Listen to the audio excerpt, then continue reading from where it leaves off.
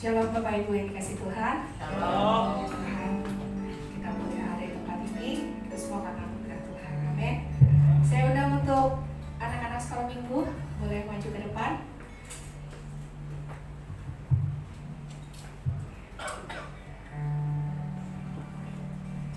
Dan guru-gurunya ya. Saya mau dengan sangat untuk Pak Gembala, boleh mendoakan anak-anak sekolah minggu kita.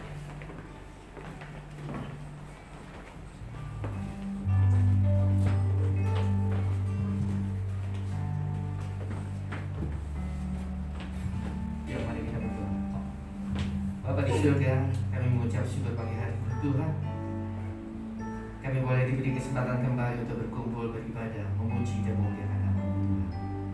Pagi hari ini Tuhan, anak-anak-Mu Tuhan adalah generasi penerus dari setiap gereja-Mu berada Tuhan. Mereka adalah anak-anak yang Kau kasihi.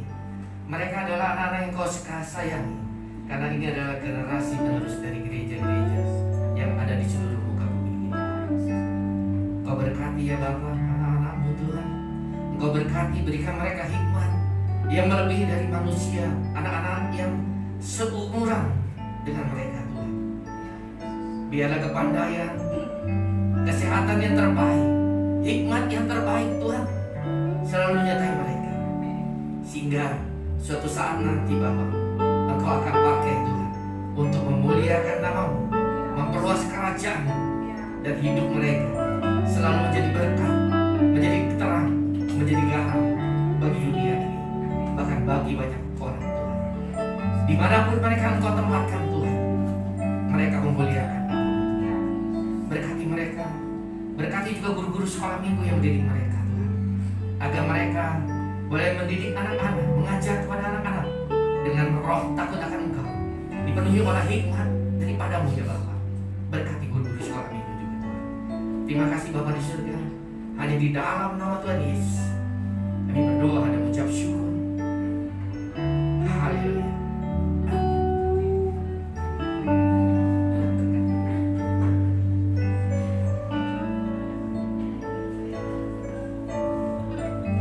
Mari Bapak Ibu, kita persiapkan hati kita. Kita mau masuk ke dalam hadirat Tuhan. Yesus.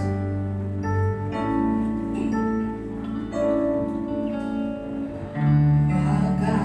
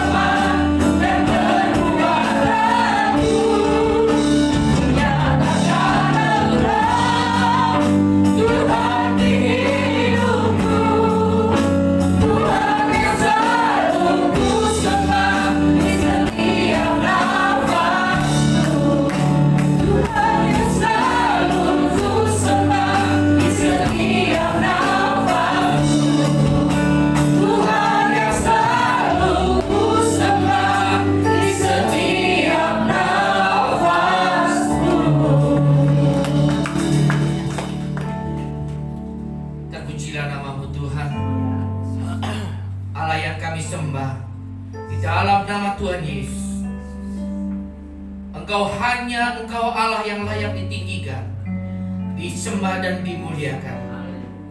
Terima kasih Bapa di surga. Pagi hari ini kami boleh berkumpul dengan saudara kami Tuhan, di mana kami rindu untuk selalu beribadah, rindu untuk selalu dekat denganmu, rindu selalu bersekutu dan memuji memuliakan nama-Mu di setiap waktu kami Tuhan. Di dalam kesempatan hidup kami Tuhan, kami mau memuliakan nama-Mu Tuhan.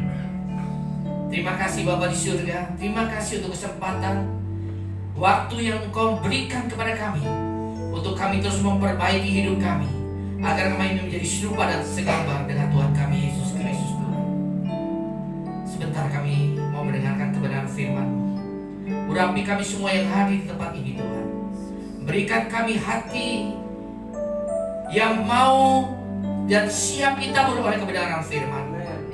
Hati yang seperti tanah yang subur, sehingga setiap firman yang ditabur boleh kami terima dengan baik, boleh bertumbuh, berakar dan berbuah lebat, dan mengubah hidup kami menjadi hidup yang berkenan di hadapan Tuhan. Hanya di dalam nama Tuhan Yesus kami berdoa dan kami sambut kebenaran firman-Mu. Haleluya. Amin. Silakan duduk Bapak Ibu.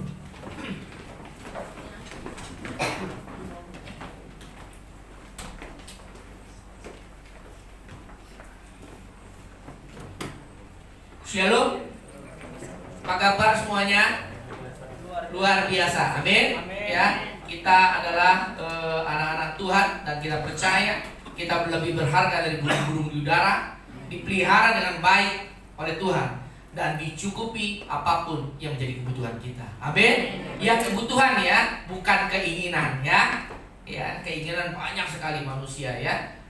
Tetapi yang Tuhan cukupi adalah kebutuhan kita. Sandang, pangan, papan ya. Apa yang kita pakai, air minum dan kita pakai pasti Tuhan sediakan. Amin. Dia tidak pernah ingkar janji. Amin. Nah, pagi hari ini kita mau belajar ya. Di sini kan usia berbeda-beda ya. Paling kecil umur berapa? 10. Paling tua di sini siapa? Si ya. Umur berapa Om? 70 ya, luar biasa. Sesuai Alkitab 70. Amin. Amin ya. Jangan ketawain. Belum tentu ya. Belum tentu duluan. Benar nggak? Ya, bisa saya duluan, bisa anak muda duluan. Ya. Tapi kalau berdasarkan umur Alkitab 70 tahun. Ya. Lebih dikasih 80, selebihnya adalah kesusahan. Tetapi sebagai orang percaya, kita percaya sampai masa Tuhan kita, Tuhan akan menggendong kita. Amin. Tuhan akan berikan yang terbaik, kesehatan yang terbaik, damai sejahtera, sukacita yang terbaik kalau kita melekat kepada Tuhan. Nah, kerohanian kita tidak diukur dari usia. Amin. Saya banyak kenal orang yang sudah umur 60 tahun. Ya. Kerohaniannya kalau dibanding sama anak muda, ya, jauh. Ya, kenapa? Karena dia tidak bertumbuh, berakar dan berbuah. Jadi jangan kira umur 80 kerohaniannya wah udah pasti hebat. Ya, jangan kira anak yang masih muda kerohaniannya masih muda. Belum tentu. Amin. Ya. Nah, hari ini kita mau belajar. Tuhan mau kita bertumbuh, berakar, bertumbuh dan berbuah lebat. Maka jangan heran ada teman-teman kita yang mungkin di atas umur 50, 60, bahkan 70 yang sebentar lagi. Ya, sebentar lagi ya. Sebentar lagi nggak tahu kemana gitu ya. Tetapi kerohaniannya dia tidak bertumbuh dan tidak menghasilkan buah. Hidupnya gitu-gitu aja. Sudah sampai tua tetap aja emosian. Gampang tersinggung. Ya. Ditegur dikit, dia tersinggung, dia marah, dia ngabur. Nah, orang-orang seperti ini bagaimana dia bisa bertumbuh, berakar dan berbuah? Amin. Emang bonsai. Bonsai kalau misalnya cebol, bukan cebol, apa namanya? Bonsai itu apa? Cebol ya? Pendek ya. Kan bagus, mahal harganya. Ente kalau jadi orang cebol aja susah ya kan? Ya, imanmu kerdil. Nah, orang-orang yang imannya kerdil tidak akan bisa bertahan di dalam berbagai macam pada yang menerpa hidupnya. Nah, hari ini kita mau belajar. Ada beberapa kategori, ya. Kenapa orang tidak bisa bertumbuh? Dengar firman, iya. Ke gereja, iya. Pelayanan, iya. Tetapi dia tidak bisa bertumbuh dan menghasilkan buah. Kenapa? Siapa yang salah? Benihnya yang salah? Atau penaburnya yang salah? Atau tanah yang ditabur salah? Siapa yang salah? Kenapa? Benih yang ditabur oleh Tuhan adalah benih yang baik, betul? Sebab kita lihatnya, Tuhan kita baik. Tuhan kita baik. Dia selalu memberikan yang terbaik untuk kita. Amin. Anaknya aja diberikan kepada kita kok. Dia memberikan, dia menabur benih yang baik. Tuhan baik gak? Tuhan baik, benihnya baik gak? Benihnya baik. Kenapa Tuhan yang menabur baik? Benih yang ditabur Tuhan baik, tetapi kenapa tidak bisa bertumbuh?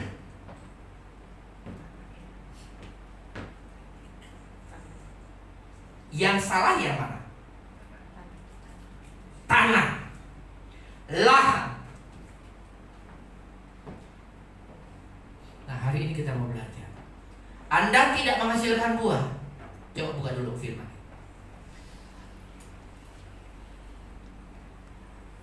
Lukas 13. Anda tidak menghasilkan buah, apalagi di akhir zaman. Waktu semakin pendek, waktu semakin sempit. Apa yang dilakukan oleh seorang penabur yang mempunyai benih, yang menuntut Anda bertumbuh, berbuah dan berakar, tapi Anda tidak menghasilkan buah? Apa yang dilakukan? Coba buka Lukas 13 ayat 6 sampai dengan 9.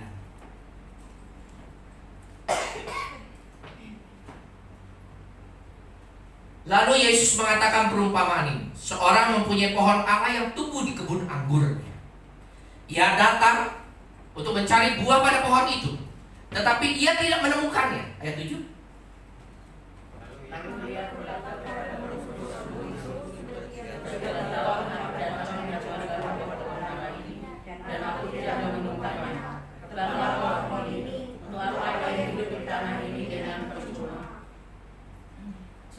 Jangan pindah dulu.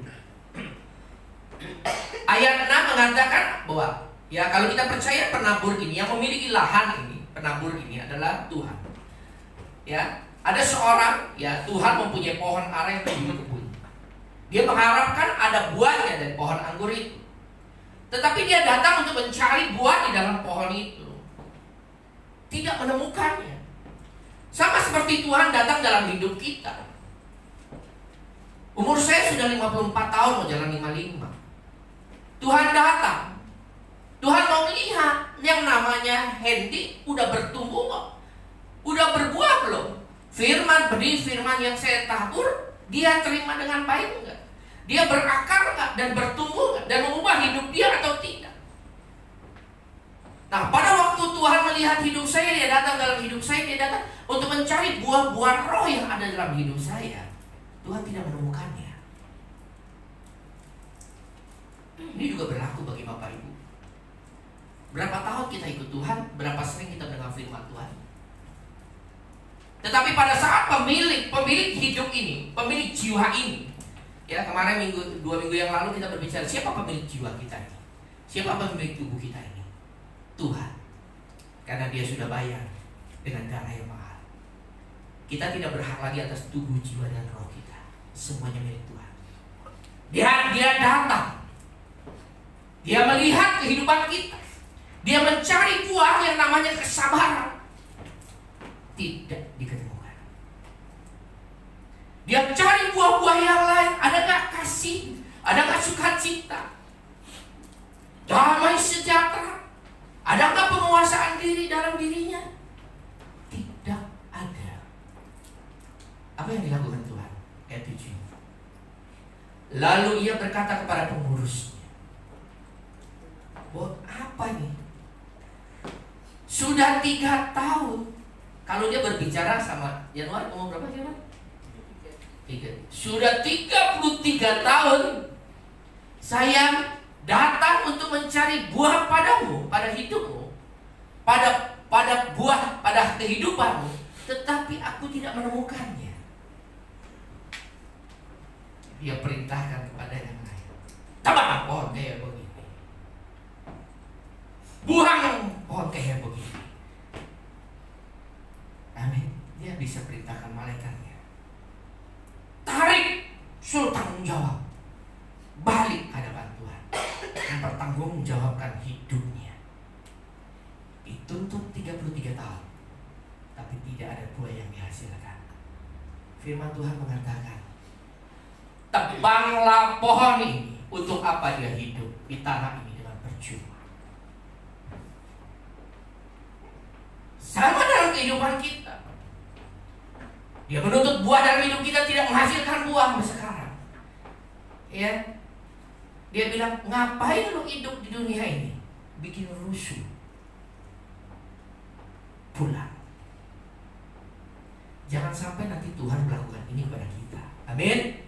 Makanya ada lagunya kan, hidup ini adalah kesempatan. Selagi ada waktu, selagi ada kesempatan, ya, kesempatan belum tentu ada loh selalu dong. Betul? Kita lihat saudara kita sekarang akhir-akhir ini mau beribadahnya susah. Kita yang udah dikasih fasilitas, ada gedung gereja, dikasih musik, enak kan? Enak kan? Dikasih musik, dikasih AC, enak kan? Males beribadah. Padahal ibadah, saya pernah sampaikan, ibadah mengandung janji untuk saat ini dan saat yang akan datang. Ibadah berguna untuk kehidupan kita saat ini dan juga kehidupan kita yang akan datang. Double manfaatnya. Tetapi kita tidak mau melakukannya. Nah ini kadang-kadang ya, kadang-kadang. Kenapa? Nanti kita belajar. Kenapa sih? Kenapa hidup kita tidak bisa berbuah? Ya, untung aja, ya masih ada hamba-hamba Tuhan, malaikat Tuhan yang baik atau orang-orang yang baik. Ayat 8 coba. Kan disuruh Tuhan tebang nih, sakelkan, tebang. Percuma, ngapain dia hidup percuma? Ya, ibarat ngomongan orang kayak gini gak bisa bertumbuh, ngapain dia panasin kursi-kursi gereja? Mendingan gak usah ke gereja sekalian. Kalau memang dia tidak mau bertumbuh berbuah, buat apa? Cuma karena KTP Kristen. Buat apa penuhin gereja? Betul? Ya. Karena Tuhan tuntut kita untuk berakar, bertumbuh dan berbuah. Jawab orang itu, Tuhan, biarlah dia tumbuh tahun ini lagi. Berapa banyak kita diberikan kesempatan oleh Tuhan. Tuhan mau melihat, harusnya kita ditebang, harusnya kita dibinasakan, harusnya kita dibuang.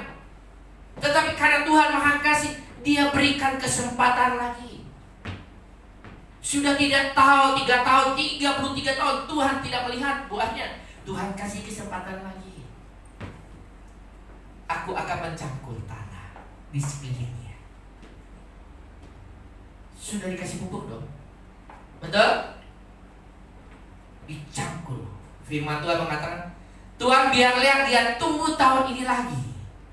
Aku akan berusaha untuk semaksimal mungkin menyampaikan kebenaran firman-Mu, menegur dia, memberikan firman yang keras kepada dia, supaya dia tahun depan bisa bertumbuh, bisa berbuah. Saya bilang sama Tuhan, Tuhan berikan dia kesempatan sekali lagi tahun ini. Biar nanti saya didik dia, saya layani dia dengan baik. Saya berikan firman yang baik.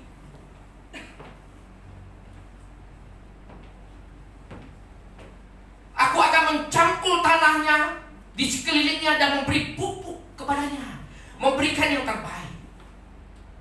Supaya dia, saya berharap supaya dia bisa bertumbuh sesuai apa yang Tuhan mau.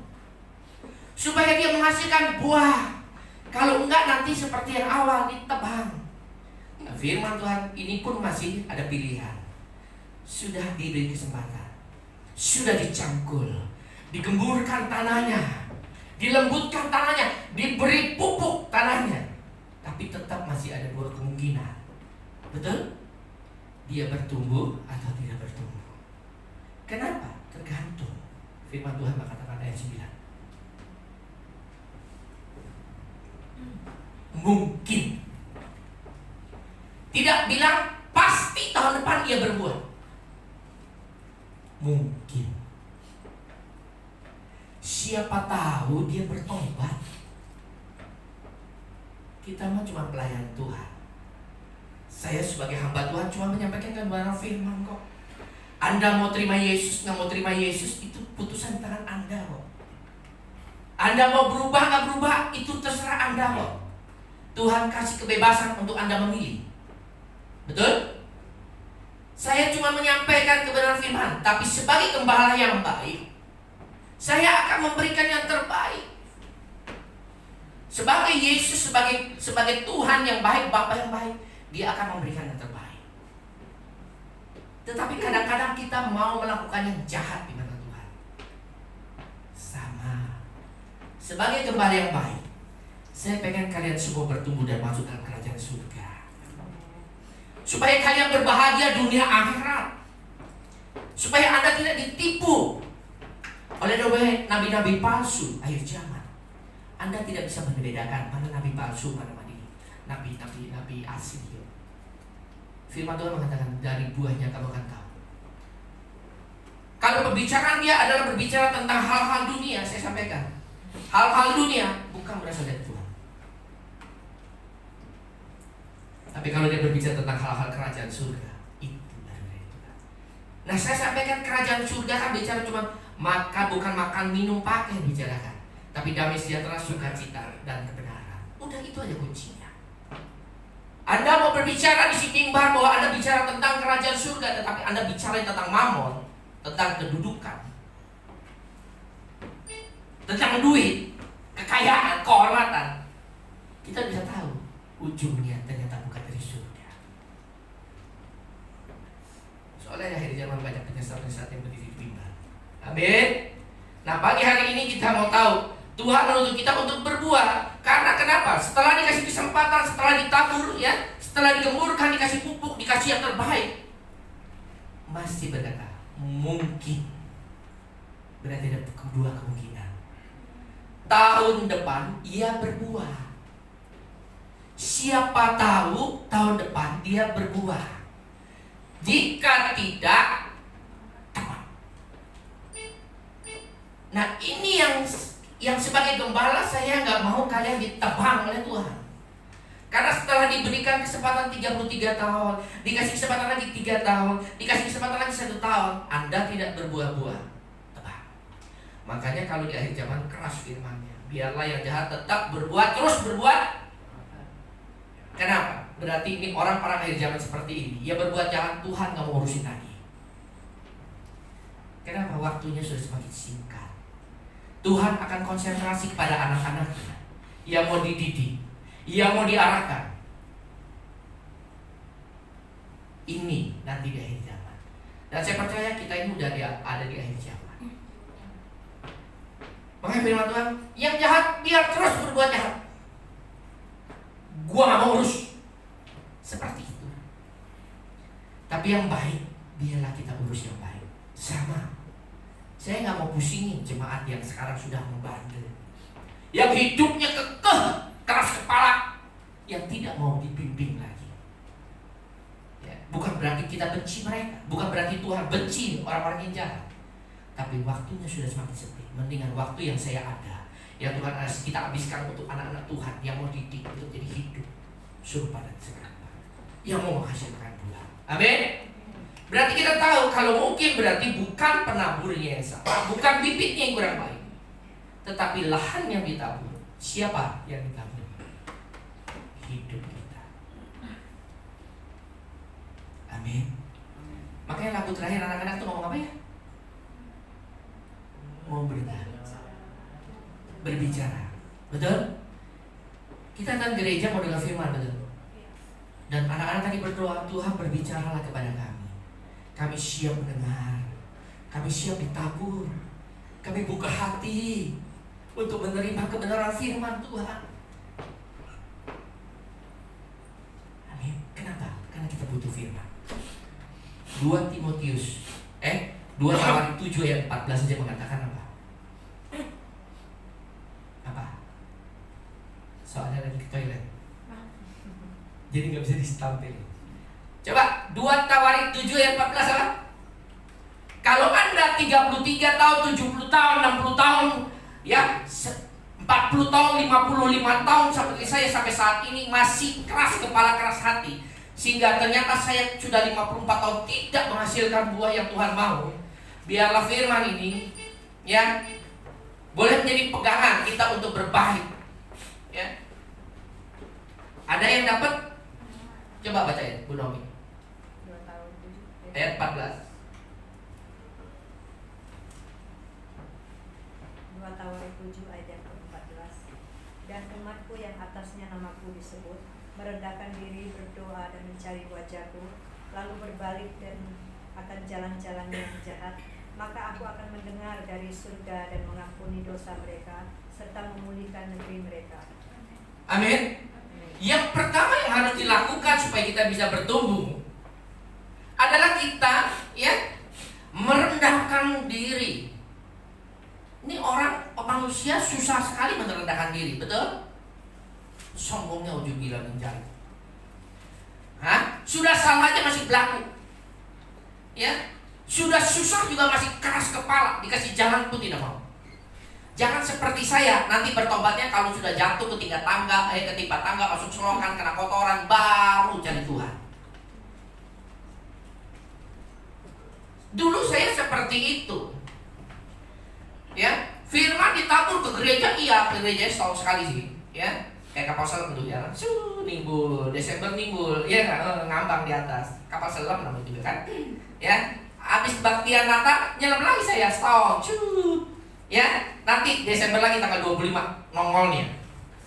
Tapi kadang-kadang nggak nongol di 25 Desember, kenapa? Lagi keantuk batu di bawah, di karang, kejepit kapal selamnya, jadi nggak nimbul. Nanti tahun depan lagi.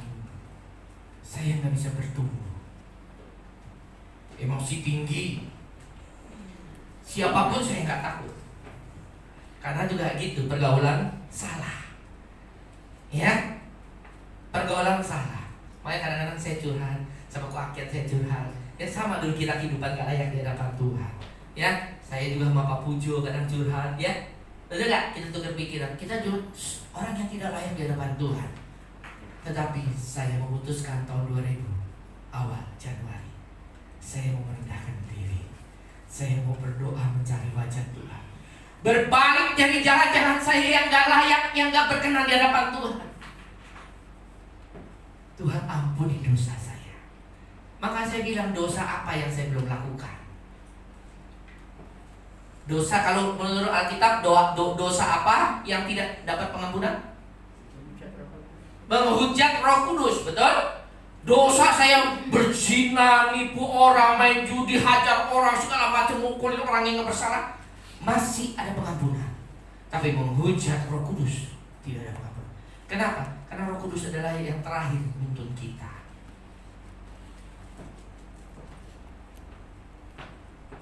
Saya datang kepada Tuhan.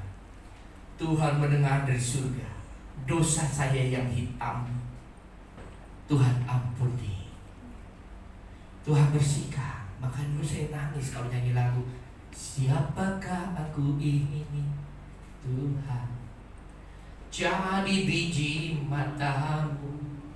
Nangis saya dulu kalau nyanyi lagu ini. Kenapa? Karena saya sudah dulu menghujat yang namanya Tuhan Yesus. Untung saya tak menghujat Roh Kudus. Firman Tuhan mengatakan kita menghujat anak manusia, kita menghujat Yesus, masih ada pengampunan. Saya masih diberi pengampunan.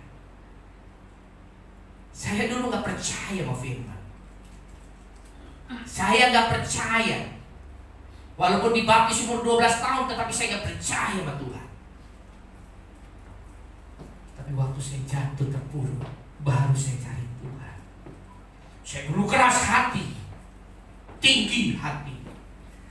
Tetapi waktu dalam keadaan Tuhan izinkan itu terjadi, saya merendahkan diri di hadapan Tuhan. Tuhan pulihkan. Makanya sejak itu saya mau melayani, Saya mau terus tekun di hadapan Tuhan. Saya terus mau menghasilkan buah yang Tuhan mau. Amin. Yang pertama harusnya merendahkan diri. Amin. Merendahkan diri, rendahkan dirilah. Kita nggak ada apa-apanya di hadapan Tuhan. Tanpa Tuhan kita nggak bisa apa-apa kok. Yohanes 15 mengatakan di luar Tuhan kita tidak mungkin menghasilkan buah. Tidak mungkin kita bisa menghasilkan buah. Makanya saya bilang sama ibu-ibu, jangan berharap suamimu berubah. Doain dia untuk dia dekat kepada Tuhan. Kalau dia dekat Tuhan, dia melekat kepada pokok anggur, maka dia akan menghasilkan buah. Kita ajak berantem dia, kalau dia masih keras hati, nggak mau melekat kepada pokok anggur, nggak mungkin dia bisa berubah menghasilkan buah yang Tuhan mau. Amin. Tuntun dia untuk dekat kepada pokok anggur, maka pelan-pelan dia pasti akan menghasilkan buah. Amin. Tergantung nanti pada saat benih yang ditabur. Ya, nah hari ini kita akan belajar dari 4 kategori benih yang ditabur. Ya, kita di kategori mana? Ya, nanti Anda memutuskan sendiri mau pindah atau tetap ada di situ selama-lamanya. Ya, coba kita buka Matius 13 ayat 1. Ada 4 media yang ditabur oleh benih. Ya. Nah, hari ini kita belajar kita ini tipe yang mana. Ya. Firman Tuhan mengatakan pada hari itu keluarlah Yesus dari rumah itu dan duduk di tepi danau. Ayat kedua Bapak Ibu. Maka katakanlah orang yang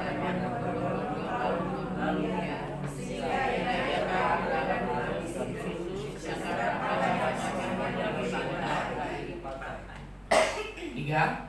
Dan ia mengucapkan banyak perumpamaan kepada mereka. Katanya, ada seorang penabur keluar untuk menabur. Ayat 4.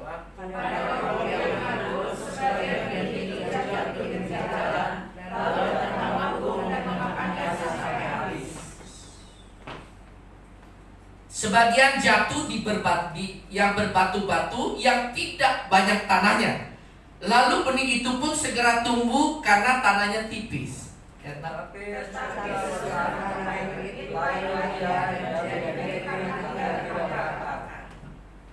Sebagian lagi jatuh di tengah semak duri, lalu makin besarlah semak itu dan menghimpitnya sampai mati. Dan sebagian jatuh di tanah yang baik, lalu berbuah, ada yang 100 kali lipat, ada yang 60 kali lipat, ada yang 30 kali lipat. Amin. Ya. Ada 4 tipe kan? Coba ayat keempat coba. Ada 4 tipe ya. 4, 5, 6, 7. Lihat yang 4 benar. Benih yang baik, penabur adalah yang baik. Seorang yang baik. Benihnya juga adalah benih yang baik. Ya, sama-sama ditabur. Benih ditabur. Ya. Nah, cuma lahannya berbeda-beda. Nanti Bapak Ibu tipe yang mana ya? Yang pertama adalah di pinggir jalan. Benih itu jatuh di pinggir jalan. Yang gak ada mungkin jalannya apa? Jalan aspal kali ya, coran. Tidak ada tanah yang baik. Ya, jangankan benih ini, rumput pun tidak ada kecuali rumput gajah kali yang nekat hidup di situ, betul? Nah, jadi yang pertama adalah benih ini jatuh di pinggir jalan. Datang burung dan memakannya sampai habis. Jadi belum juga mau bertumbuh, sudah ditelan sama burung. Ini tipe yang pertama. Tipe yang kedua, benih ini jatuh di tanah, tetapi yang berbatu-batu, tidak banyak tanahnya. Dia tumbuh, dia bisa tumbuh benih ini. Cuma karena tanahnya tipis. Ayat yang 6. Matahari terbit, layu. Karena dia gak sempat berakar. Ya, gak ada media yang bikin benih ini bisa bertumbuh. Jadi baru bertumbuh, mati karena tidak berakar. Yang kedua. Yang ketiga, jatuh di semak duri. Tanahnya ada, medianya ada, Lalu besar dia. Besarlah semak itu dan menghimpitnya, mati juga. Ayat yang 8. Dan sebagian jatuh di tanah yang baik, lalu berbuah. Ini pun beda, ada yang 100 kali lipat, ada yang 60 kali lipat, ada yang 30 kali lipat, atau ada yang mungkin 3 kali lipat. Tergantung Bapak, Ibu, sama saya menjaga nggak benih itu dengan baik, memberi pupuk, merawatnya dengan baik atau tidak. Ada 4 tipe, kan? Ya, ini kan perumpamaan. Yesus memberi perumpamaan. Nah, arti dari perumpamaan ini coba ayat 19.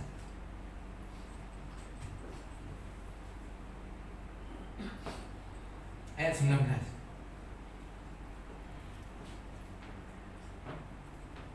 Yesus mengartikan, memberikan penjelasan kepada setiap orang yang mendengar firman tentang kerajaan surga.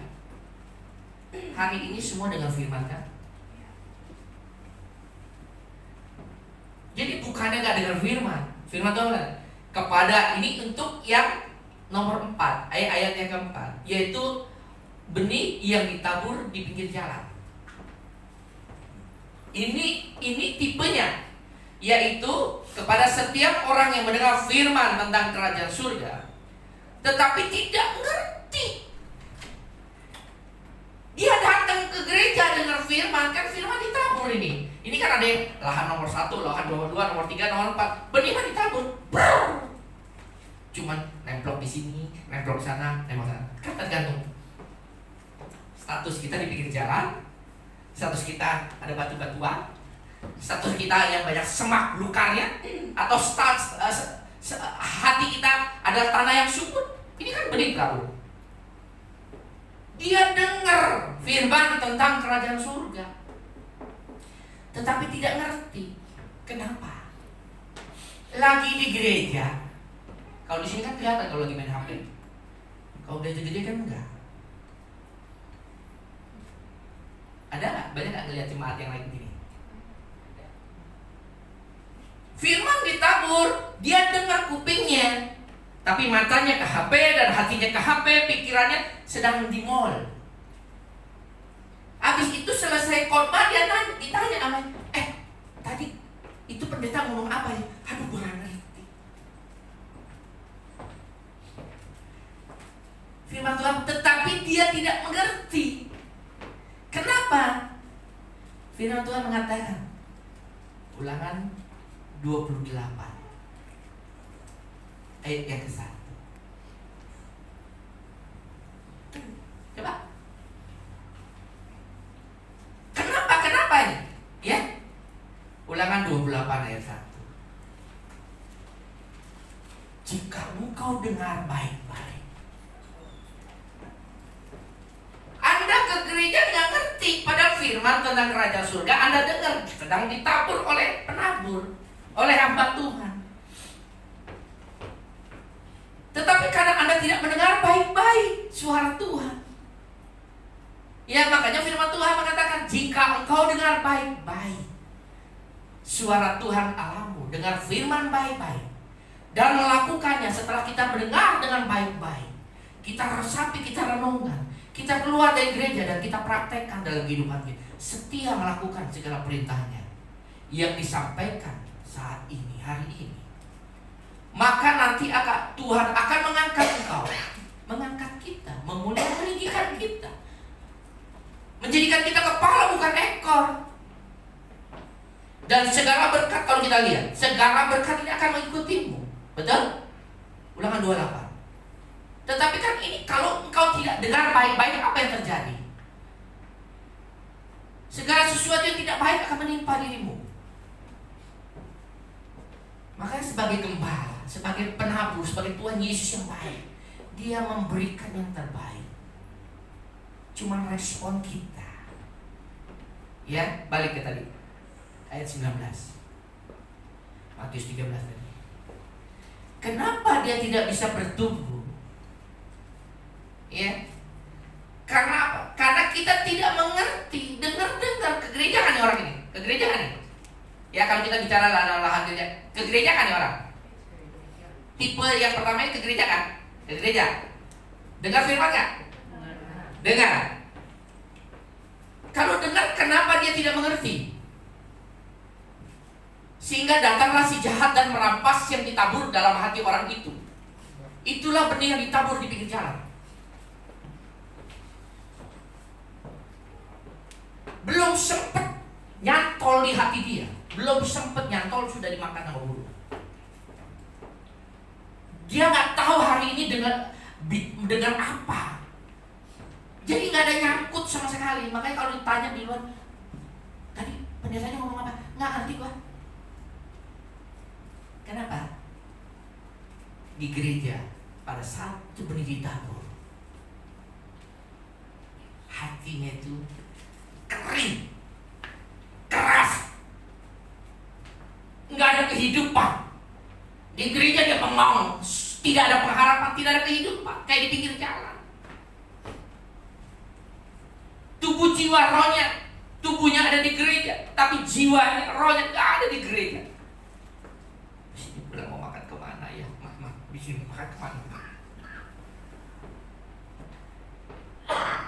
Ya, ini tipe orang ke gereja ini, ya.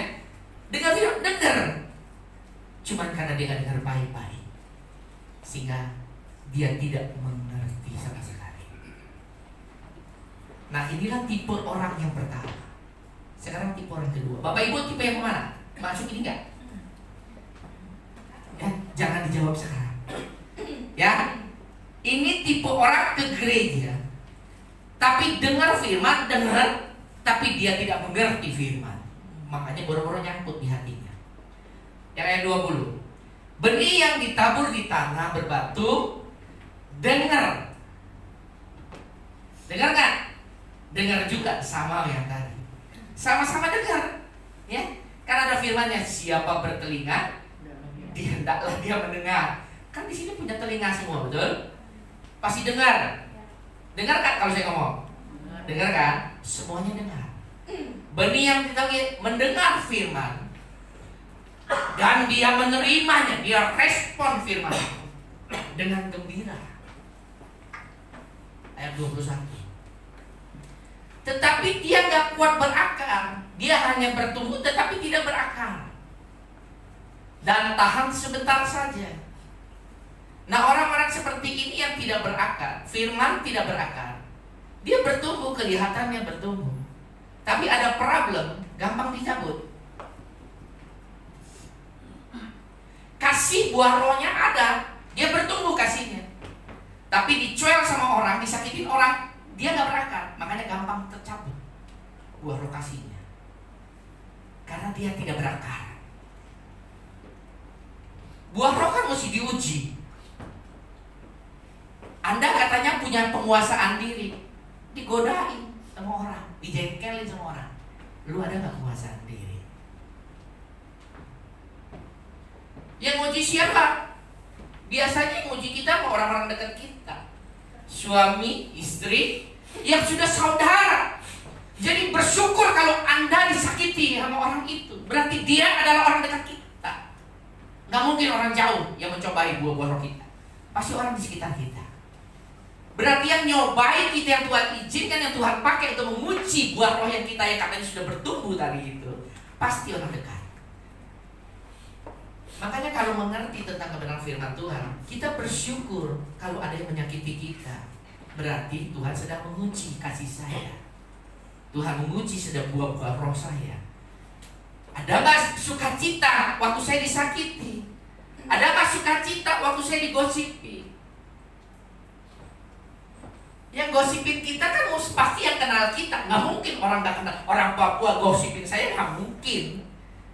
Ya, pasti ada orang-orang di sekitar kita yang Tuhan pakai untuk, gue gosipin lu ya. Ya, kenapa? Bertumbuh nggak, berakar nggak di buah rohnya?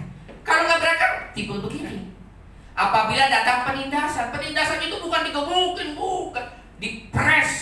Itu penindasan, dipres. Dipres oleh apa? Suamimu. Dipres oleh siapa? Istrimu. dipres oleh teman-temanmu. Ini penindasan, penganiayaan. Jangan bicara penganiayaan itu orang luar, enggak. Sekitar kita. Amin. Dipres, kelihatannya kita ditindas. Ya, kelihatan kita dianiaya karena firman itu. Karena firman itu. Firman itu mana? Buah roh itu. Tuhan sedang mengunci damai sejahtera kita. Udah berakar belum damai sejahtera kita? Kan dia tutup buah. Udah berakar belum damai sejahtera kita? Damai sejahtera kita kalau kita tempatkan kepada Yesus, gak bakal tergoyahkan. Tapi kadang damai sejahtera kita yang membuat kita damai adalah kekayaan kita nih. Duit. Wah, kalau banyak duit, dah apa itu? Duit.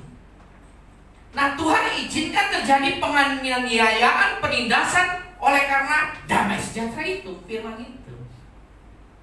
Apa yang dilakukan oleh Tuhan? Tuhan izinkan.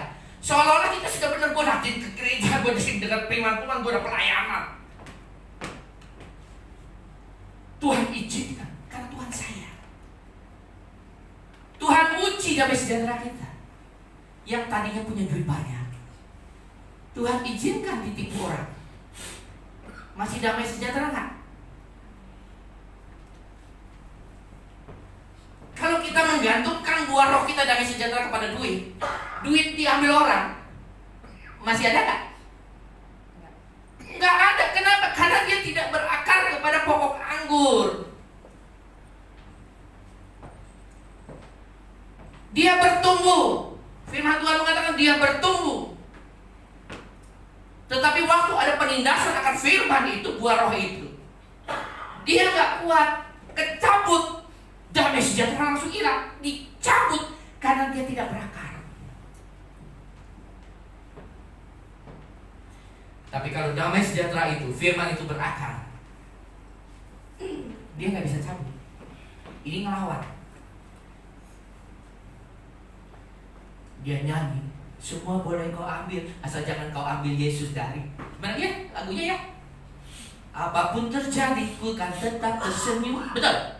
Ada damai sejahtera juga cerita.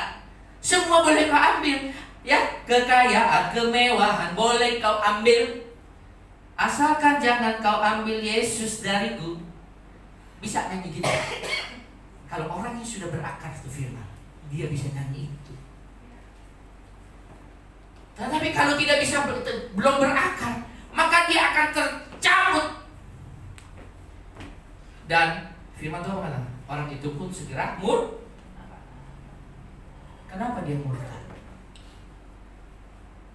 Dia langsung klaim, Tuhan, gue udah melayani nih, gue udah rajin dengar firman, gue udah rajin berdoa. Kok gini Tuhan? Kok gue jadi susah Tuhan? Seperti si Ayub. Saya juga pernah mengalami kok seperti Ayub.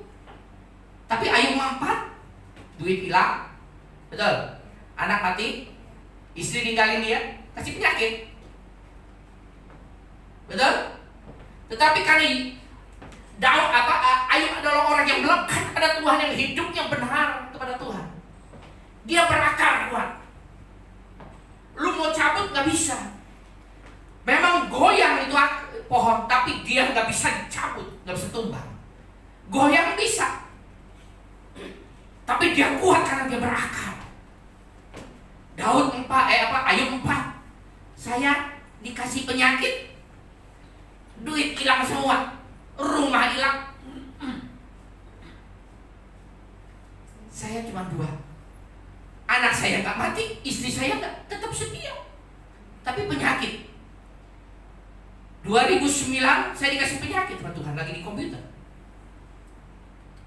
Serangan jantung. Dalam kondisi saya nggak punya uang, rumah sudah kejual, dan saya numpang di rumah mami saya di, kalau yang tahu saya di Pinus 7 ya, di Pinus 7 kan ya. Kan kalau Pak Cahyo Pak Pinus 5 ya, Pinus 5 besok Pinus 6, ada Pinus 7 kan. Saya numpang di rumah mami saya. Dari saya punya kamar 5, Saya cuma berempat punya kamar satu, numpang di rumah mami saya. Kamar satu, ukuran 3x4.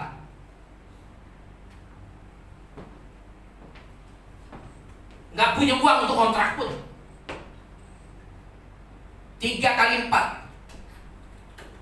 Ranjang? Ya nggak bisa nggak bisa ranjang, kan ranjang kita mah sampai sekarang ranjang kita juga 160 ukurannya kok. Orang-orang 2 meter kan, 160. Nggak bisa dijejerin. Jadi ditutup. Kalau mau tidur malam, ranjangnya ditarik. Jadi gelap tuh, ya 3x4 bisa gelap semua. Kena serangan jantung 2009 lah ya. Anfal bawa ke rumah sakit, ke check up dulu, EKG segala macam, aut-autan, bawa ke dokter Hamdi itu di Banjarwijaya. Harus diambil tindakan saat itu juga kalau nggak saya mati. Tapi saya nggak punya uang. Saya tahu kalau diambil tindakan 100 juta habis, tapi saya nggak punya uang. Saya bilang, dok, mati hidup saya di tangan Tuhan, bukan tangan penyakit. Iya, tapi kan masih gini. Iya, itu menurut ilmu kedokteran. Tapi saya punya iman percaya hidup mati saya di tangan Tuhan, bukan tangan penyakit. Wah, saya berdebat sama dokter Hamdi. Terakhir dia nggak bisa ngomong, dia juga orang Kristen. Susah kalau ngomong tentang mujizat. Saya bilang, saya percaya hidup mati saya tangan Tuhan. Saya nggak mau berobat. Saya nggak makan obat, saya nggak apa. Memang dalam 6 bulan saya anfal 4 kali, setiap hari serangan jantung. Dalam 6 bulan. Dalam 6 bulan ya, saya tiap hari serangan jantung dan anfal yang 4 kali. Anfal udah setengah mati lah. Ya kalau cuma serangan jantung kan sakit setengah mati. Jadi saya tahu kalau orang serangan jantung sakitnya gimana. Karena kita punya napas tuh tinggal mungkin sedikit kali ya. Sakit. Tapi saya masih hidup sampai sekarang. Amin. Karena saya punya iman percaya firman Tuhan itu sudah mengakar dalam hidup saya. Lu mau goyangin dengan penyakit, tapi saya percaya bahwa kuasa Allah jauh lebih dari semuanya ini. Bagi Tuhan tidak ada yang mustahil. Amin. Orang mati ya Tuhan bangkitkan kok, apalagi kalau baru pembuluh darah kita yang mati. Tuhan bisa pulihkan, kasih yang baru. Amin. Firman itu sudah berakar. Jadi gak bisa lu tindas saya, gak bisa lu menganiaya saya, karena saya sudah percaya dengan firman bahwa bagi Tuhan tidak ada yang mustahil. Amin. Ya, ini tipe orang, ya. Tipe yang kedua, dengar firman, dia bertumbuh, kelihatannya bertumbuh, tapi waktu diuji, ya seolah ditindas penganiayaan, ya dia nggak berakar, gampang kecampur. Ini yang tipe kedua. Amin. Ya, jangan mau. Nah, tipe yang ketiga coba. Yang ditabur di tanah, tapi banyak semak berdurinya. Firman Tuhan mengatakan yang ditabur di tengah semak duri ialah orang yang mendengar firman. Nah ini Bapak Ibu, di antara 3 itu, ya, dengar firman, sama-sama ke gereja, dengar. Kalau yang pertama mah bablas, nggak ngerti firman, ya, itu bang gak usah ngomong lah, nggak ada pertumbuhan, ya. Jangankan dalam kehidupan, baru mau turun dari ini ruang lantai 2 nih. Contoh, dia mau turun, saya senggolan. Tipe orang pertama, dia kan tahu firmannya udah, ya. Jadi kedagingan aja semuanya. Ya, makanya saya pernah ke gereja besar tuh, ya, jemaatnya ribuan. Saya lihat karena dia dekat saya. Waktu nyanyi muji Tuhan, siapa baba. Kalau orang yang sudah nyanyi pakai siapa baba itu berarti rohaninya nggak kebanyakan orang. Kalau dia udah nyanyi nyembahnya siapa baba, berarti udah kelihatannya rohaninya lebih oke dari, betul kan? Soalnya ada hamba Tuhan ngomong, lu belum dijamah Roh Kudus, lu kalau belum bisa berbahasa roh. Ngaco. Amin. Ya, bahasa roh itu ada, bukan nggak ada. Saya lihat dia nyanyi salaba nyanyi, wah menangis, kayaknya nangis gitu kan? Ya, mobil dia kepalang sama mobil orang duluan berantem. Anda mau tahu di gerejanya mana? Gak usah saya sebut. Ini di motor lain. Berantem kok depan kita. Cuma gara-gara parkir. Nah, orang ini tipe yang pertama ke gereja karena KTP-nya gereja, ya Kristen. Hari Minggu dia ke gereja. Di gereja kelihatannya dia dengar firman, tapi keluar dia berantem. Dia ngerti firman. Ya, jangan seperti itu. Nah, yang ditabur di tengah sebab duri ialah orang yang mendengar firman. Dia bertumbuh. Nah, ini kayaknya banyak nih kayak gini. Lalu kekhawatiran dunia dan tipu daya kekayaan. Ini banyak nih sekarang, zaman sekarang ini. Yang ini banyak. Menghimpit firman itu sehingga tidak menghasilkan buah. Ingat ya, bertumbuh, berakar dan berbuah. Kalau kita lihat begini, dia bertumbuh kan? Berakar kan? Tapi tidak berbuah.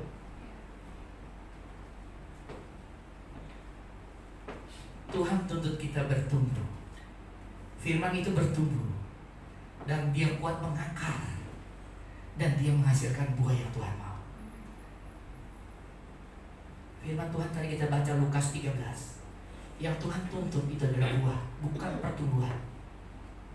Amin. Pertumbuhan bagus, berakar bagus. Pohon ara itu bertumbuh dan dia juga berakar. Kalau yang Lukas 13, betul? Kalau enggak dia nggak bisa hidup. Dia bertumbuh, dia berakar. Tapi waktu Yesus datang mau mencari buah, tidak ada buahnya. Tuhan nggak permasalahan. Lu mau bertumbuh sampai segede pohon beringin, terserah. Lu mau berakar sampai ke dasar laut, terserah, bagus. Tapi ternyata yang Tuhan tuntut adalah buah. Lu nggak berbuah, tebang. Iblis gak takut ada bertumbuh. Gampang kok. Kalau bertumbuh gak berakar, gampang, cepat benar. Dicabut sama iblis. Iblis gak takut kamu bertumbuh dan berakar. Kenapa? Dia kasih kekhawatiran dunia menghimpit kita. Zaman sekarang zaman susah. Nyari duit semuanya susah. Betul? Kalau firman itu tidak berakar dan bertumbuh dan berbuah dalam hidup kita.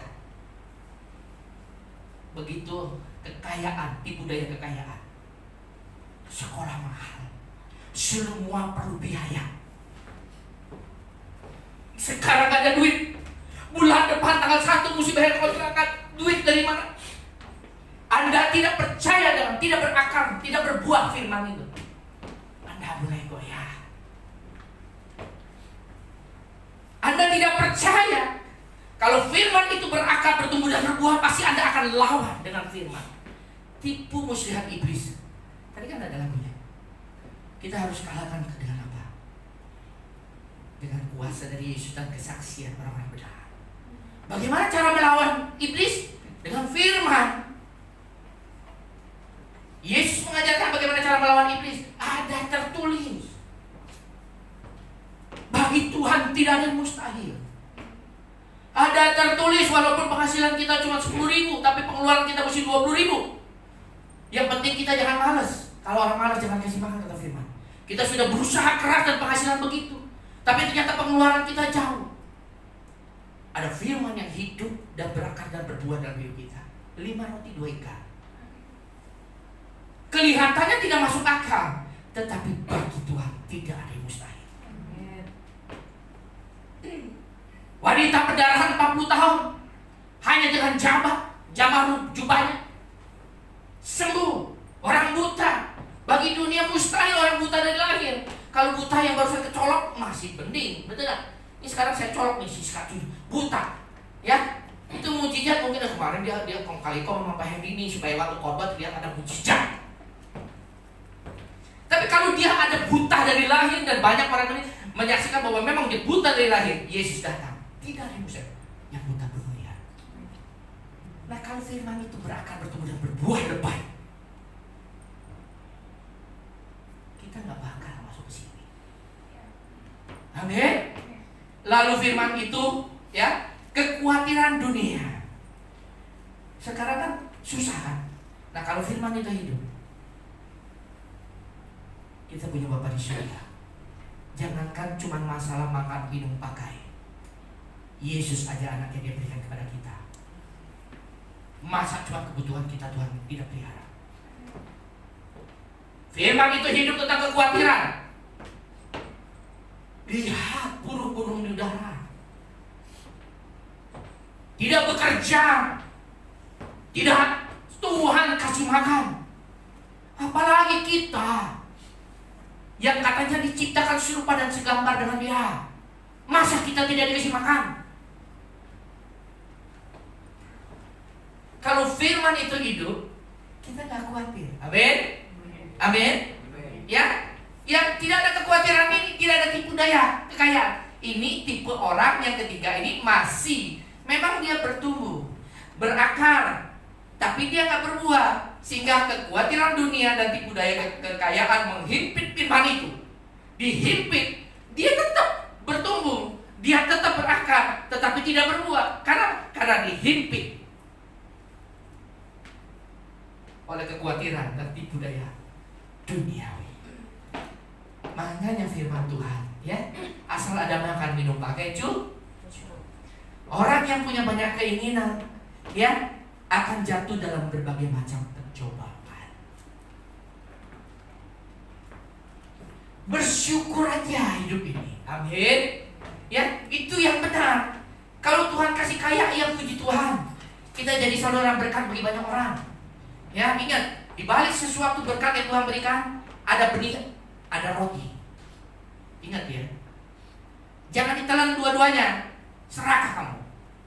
Mesti tahu, berkat yang Tuhan berikan kepada kita, ada benih, ada roti. Roti boleh kita makan, tapi benih tolong ditabur. Kenapa? Yang menghasilkan pelipat gandaan itu bukan roti, benih. Benih ditabur, dia akan bertumbuh nanti 30, 60, bahkan 100 kali lipat. Benih. Tapi kalau benih ini juga kalian telan, nanti dia akan bertumbuh. Nanti bertumbuhnya di mana? Di mana? Ya kan? Timbul masalah. Kenapa? Tidak bertumbuh di tempat yang sebenarnya. Tabur itu benih. Roti boleh kita makan, tapi benih kudu ditabur. Amin. Nah, ini tipe yang ketiga ya. Tipe yang ketiga. Sekarang tipe yang keempat, yang ditabur jatuh di tanah yang baik. Siapa yang di sini tipe keempat?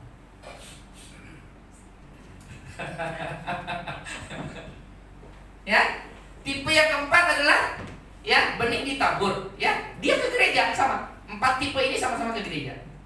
Cuman dia memiliki hati yang merindu akan firman Tuhan. Firman-Mu berita bagi kakiku. Ada janji.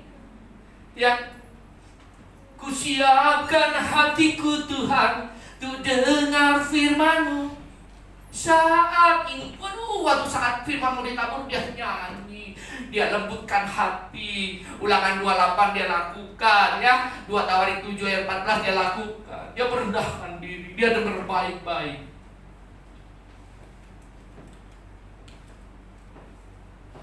Nah, orang seperti ini adalah tanah yang subur. Sehingga setiap yang ditabur di tanah yang baik ialah dia dengar firman, dia mengerti, sekalipun ini teguran untuk saya. Dan karena itu ia berbuah. Ada damai sejahtera. Waktu saya ngikut Tuhan, yang pertama kali saya terima apa? Buah roh mana? Bukannya Tuhan lunasin utang-utang saya. Bukan dia Tuhan sembuhkan penyakit. Dulu saya punya penyakit migrain yang luar biasa. Tanya istri saya. Setiap hari saya dapat serangan migrain. Kalau lagi nyerang gak ingat waktu. Kadang saya lagi kerja di asuransi, lagi ngadepin klien, nyerang. Dan saya tahu kalau tanda-tanda nyerang. Dia mulai tuh keluar keringet dingin, panas, lari, sakitnya jubilah di kepala. Maka dulu saya mau hajar kepala saya ke tembok, mau bunuh diri di rumah susun Pluit. Mami saya nggak ngasih. Karena waktu itu saya belum bertobat, belum menemukan sumbernya, sumber kesembuhan. Tahun 90-an saya makan Paramex sekali makan 4. Kalau lagi nyerang makan 4. Itu pun tetap sakit setiap hari. Setiap hari. Gimana saya nggak mau bunuh diri. Mami saya bawa ke dulu ahli kepala nih, Siddhartha ya, apa namanya tuh, dokter tuh canggih, profesor. Takut ada kanker di kepala saya. Nggak ada. Di ronsen, di scanning nggak ada. Ya. Saya lagi bawa mobil sama istri saya di Pasar Baru pulang dari Pasar Baru habis belanja. Terpaksa baru jalan berapa meter saya mesti pinggir, nggak tahan sakit setengah mati. Kenapa? Dia nyerang bisa subuh, kapan aja, tapi tiap hari ada. Soalnya gini, penyakit yang saya alami, kalau lagi nyerang, sakitnya setengah mati, sampai kudu saya muntah dulu, baru dia reda. Jadi setiap hari kalau nyerang, pas saya muntah, nahan sakit. Itu yang saya alami. Waktu saya belum menemukan sumber segalanya. Nah, waktu saya married 99 Desember, awal Januari saya ke gereja. 3 kali di gereja saya mau merendahkan hati di hadapan Tuhan. Saya dijamah Tuhan sehingga saya bisa berbahasa roh pada saat itu. Ya. Saya berbahasa roh. Nah, buah apa yang saya terima pertama kali waktu saya mau dekat melekat kepada Tuhan? Bukan Tuhan kasih yang kesembuhan mujizat, enggak. Kan banyak orang manusia begitu. Pengennya Tuhan kalau lu tolong gua rajin ke gereja. Tuhan kalau lu tolong gua sembuhin penyakit gua baru rajin ke gereja. Tuhan kalau utang-utang saya lunas, gua baru mau layani. Saya nggak gitu sama Tuhan. Cuma saya mau jadi orang benar. Apa yang saya terima? Berkat yang pertama kali, damai sejahtera.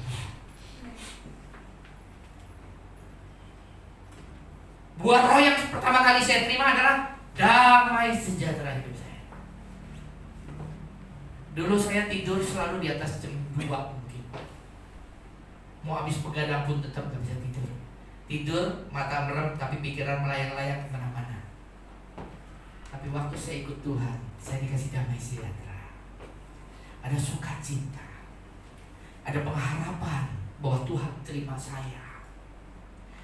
Orang tua saya, mami saya, saudara saya, aku saya, ii saya, mereka semua gak percaya bahwa saya mau bertobat. Tapi saya terus dekat sama Tuhan. Terus saya dekat, saya pelihara sama Tuhan. Saya tipe orang seperti ini. Saya dengar firman, saya renungkan, saya mengerti dan saya lakukan. Dan dia itu menghasilkan buah. Buah yang pertama kali buah damai sejahtera sukacita. Saya nggak puas di situ, terus saya tabur, saya cangkul tanahnya, saya kasih pupuk, saya pelihara dengan baik. Yaitu dengan cara apa? Saya rajin berdoa, di mana persekutuan saya ikut, gereja nggak pernah telat. Terus saya lakukan di situ. Saya nggak punya mobil, nggak punya motor, tanya istri saya. Saya ke gereja, saya naik ojek sama istri saya. Nggak punya uang, saya naik ojek. Saya naik becak, dulu saya tinggal di Puri Dewa Indah. Saya naik becak sampai depan, dari depan naik komprengan lagi sampai seberangnya dekat Modern Line sana. Dari sana nanti naik mobil angkutan. Terus saya jaga firman ini, saya jaga kehidupan saya dengan apa? Bersekutu, melekat pada Tuhan. Pada saat saya melekat, timbul buah yang lain, timbul buah yang lain, dan buah ini semakin hari semakin besar. Itu yang harus dilakukan. Amin. Apalagi ini waktunya menjelang harinya Tuhan. Kalau memang waktunya tinggal 1 tahun lagi dan ternyata kita dikasih kesempatan seperti tadi, biarlah saya cangkul dan saya kasih pupuk lagi. Tahun depan kalau masih nggak basah, ya udah tebanglah Tuhan. Jangan sampai kalau memang ternyata waktunya tinggal tahun depan dan Anda masih berkeras hati tidak mau berbuah. Jangan salahkan Tuhan. Jangan salahkan gembalanya. Jangan salahkan gerejanya. Jangan salahkan firman-Nya. Yang salah Bapak Ibu sendiri. Sudah ditabur yang benih yang baik, tapi respon Anda tidak baik. Jangan juga seperti yang ini, awalnya baik tanah, puas dengan apa? 30 kali lipat. Firman Tuhan mengatakan ada perbedaan, ada yang berbuah 100 kali lipat, 60 bahkan 130 kali lipat. Jangan puas kalau hanya berbuah 1 kali. Amin. Amin. Ya, nanti Tuhan uji buah yang lain, nanti akhirnya Anda murtad. Ya, berbuahlah buah-buah roh yang benar. Ada kasih, sukacita. Buah-buah roh di mana ayatnya? Terakhir. Ya. Tapi sebelum ke situ, Bapak Ibu tahu kan ya? Kan ada tipe 4 orang ini 4-4 di gereja. Tahu ya? Mengerti nggak nih? Ngerti nggak? Kalau nggak ngerti berarti Anda yang nomor 1 nih. Tidak ada. Ngerti kan? Ada tempat tipe kan? Yang ditabur di pinggir jalan, di bebatuan, di semak belukar, dan di tanah ya. Coba nanti Anda renungkan, Anda di mana? Jangan sombong lah. Tuhan, gua nomor 4. Ya, jangan ya. Kalau Anda ada nomor 1, cepatlah berubah. Minimal jadi nomor 2. Setelah jadi nomor 2, jadi nomor 3. Jangan mau cuma bertumbuh, tapi juga mau berakar. Amin. Ya. Nah, kalau sudah sampai nomor 3, loncatlah ke nomor 4. Jangan cuma bertumbuh, jangan cuma berakar, tapi juga harus berbuah. Kenapa? Karena tuntutan Tuhan bukan sampai berakar dan bertumbuh, tetapi tuntutan Tuhan sampai menghasilkan buah. Begitu sudah menghasilkan buah, jangan cuma sampai di situ, tetapi berbuahlah 30, 60, bahkan 100 kali lipat. Amin. Dan buahnya itu jangan sekarang ada buah, besok ada buah. Firman Tuhan mengatakan biarlah buahnya itu tetap dan bisa dinikmati oleh orang sekitar kita. Ternyata suamiku sudah berubah. Amin. Amin. Amin. Ya. Jadi ngerti ya. Jadi Bapak Ibu nilai sendiri, Anda ada di yang mana. Cepat berubah sebelum waktunya Tuhan sampai dan Dia menuntut dalam kehidupan kita, karena kita miliknya Dia. Amin. Buah-buah roh apa? Coba Galatia 5 ayat 22.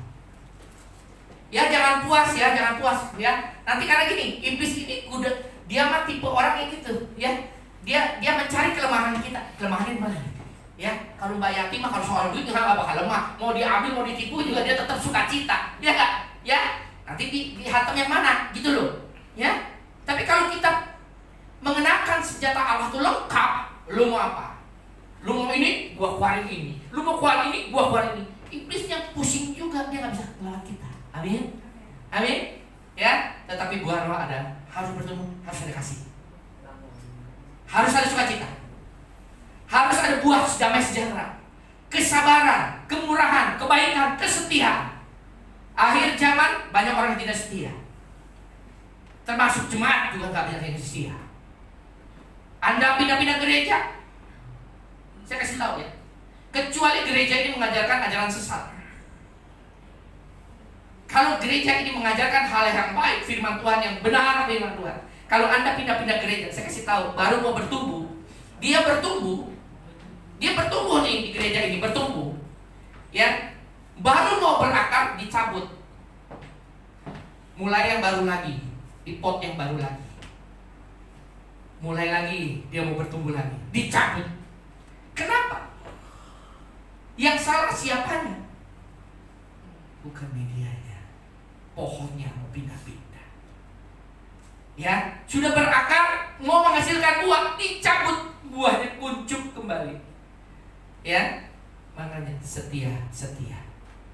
Ya, dimanapun gereja, kita mau Tuhan tempatkan, mau di pelosok, di kutub utara sekalipun, kalau Tuhan sayang sama kita, pasti Tuhan akan kasih kita nanti dipertemukan dengan orang yang untuk menguji buah-buah roh kita dimanapun kita berada. Jadi nikmati aja. Puji Tuhan, lu jengkelin gua biar gua ada pengusahaan dirinya makin hebat. Benar? Ya? Nah, ada kelemahan butai, ada penguasaan diri. Tidak ada hukum yang membangun itu semua. Amin. Amin. Ya? Harus berbuah. Ya, Galatia 5 ayat 22-23. Konsentrasi buah itu. Karena nanti Tuhan akan menuntut buah-buah itu dalam kehidupan kita orang percaya. Amin. Amin. Ingat ya, kalau misalnya kita masih di level 1 tuh, nomor 1, bertobat cepat-cepat ya. Cepat-cepat bertobat ya. Kenapa? Akhir zaman, saya kasih tahu, ini di dunia semakin sulit. Kalau dunia semakin sulit nih, minimal Anda harus di posisi yang 3. Minimal. Kalau 1, 2 out pasti, murtad. Makin ke depan, dunia semakin sulit. Bukan saya ngomong, Alkitab. Makanya kita berumuran dengan keadaan, dengan waktu. Kita pupuk cepet-cepet. Lahannya keras, yuk lembutin lagi. Jangan keraskan hati kita, lembutkan hati kita. Pupuk, biar cepat dia pertumbuhannya. Kenapa? Karena kita berumuran dengan waktu. Kita berumuran dengan keadaan. Ini firman. Di akhir zaman menjelang kedatangan Tuhan Yesus dan 2 kali, dunia semakin sulit. Tapi orang-orang yang hidup, yang firman itu berakar, bertumbuh dan berbuah lebat, kita adalah media yang keempat. Kita tidak akan tergoyahkan. Amin. Sehingga kita bisa nyanyi, apapun boleh kau ambil, asalkan jangan Yesus kau ambil dalam hidup. Amin. Cepat berubah bertobat ya. Amin.